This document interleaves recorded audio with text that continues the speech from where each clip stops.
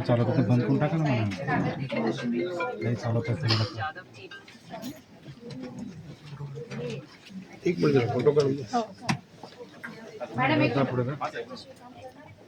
एक minute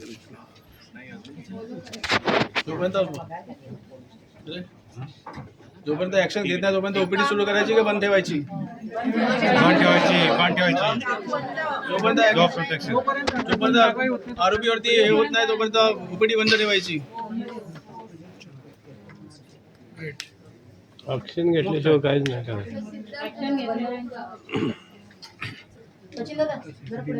hospital चालवत आहे बंद करून टाका नाही तर आता आपल्याला बाहेर पडायला भीते.